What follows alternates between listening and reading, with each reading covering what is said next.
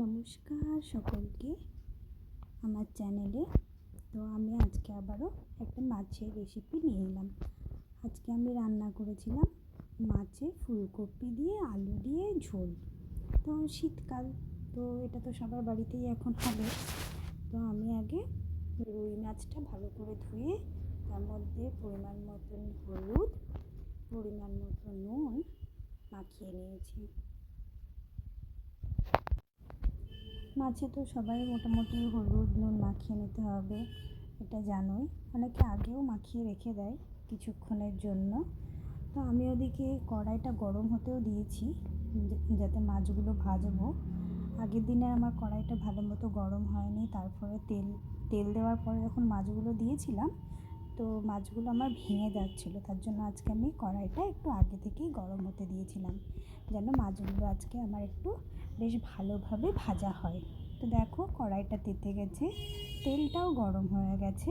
এবারে আমি মাছগুলো একে একে দিয়ে নিচ্ছি ভাজার জন্য।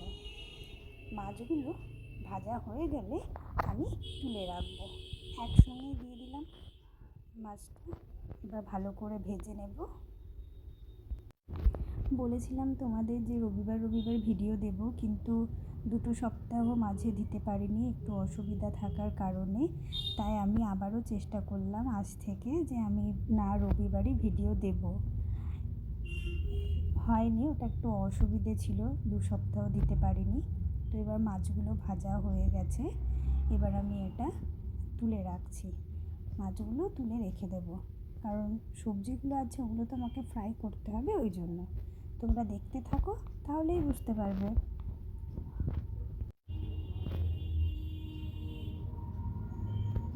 মাছগুলো তুলে রেখে দিলাম। এবার দেখো তেলের ওপরে ফোড়ন দেব।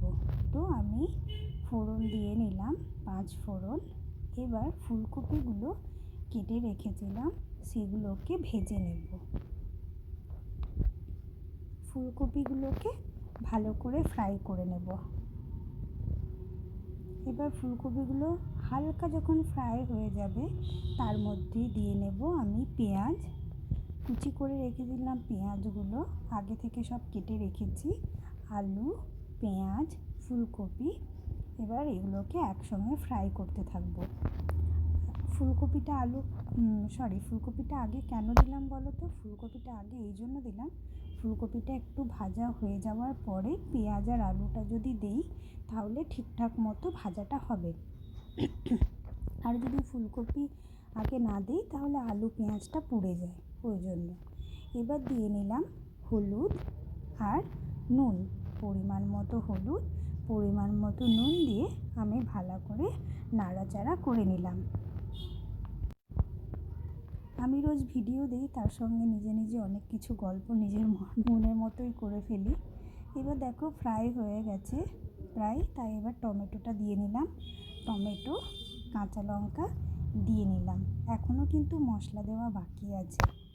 শীতকালে দেখবে মাছে ফুলকপি আলু টমেটো দিয়ে ঝোলটা খেতে বেশ ভালোই লাগে। তোমাদেরও কেমন লাগে সেটা জানাবে তোমরাও আমাকে। এবার দেখো আমি একে একে জিরে গুঁড়ো দিয়ে নিলাম। এবার দেব ধনে গুঁড়ো। সব মশলাগুলো আমি এবারে এক এক করে দিয়ে নেব। এগুলো কিন্তু গুঁড়ো মশলা, ঠিক আছে? তো ধনে গুঁড়ো দিলাম, জিরে গুঁড়ো দিলাম, এবার দিলাম কাশ্মীরি লঙ্কা, আর তার সঙ্গে দিলাম আদা বেটে রেখেছিলাম সেটা। আদা আর রসুন ওটা বাটা ছিল, তো আদা আর রসুন একসঙ্গে দিয়ে নিলাম, আর বাকি গুঁড়ো মশলাগুলো আমি দিয়ে নিলাম। তাহলে কী কী দিলাম? জিরে গুঁড়ো, ধনে গুঁড়ো, কাশ্মীরি লঙ্কা, হলুদ, নুন, আর আদা আর রসুন বাটা, এই দুটো বাটা, বাকি সব গুঁড়ো, আর দুটো কাঁচা লঙ্কা চিড়ে দিয়েছি। এই মশলাটা যখন ফ্রাই হয়ে যাবে, মশলা ফ্রাই হয়ে যাওয়ার পরে তারপরে আমরা এখানে এটা সিদ্ধ হওয়ার জন্য জল দিয়ে নিচ্ছি, কারণ মশলাটা আমাদের ফ্রাই হয়ে গেছে। এবার পরিমাণ মতন জল দিয়ে নিলাম।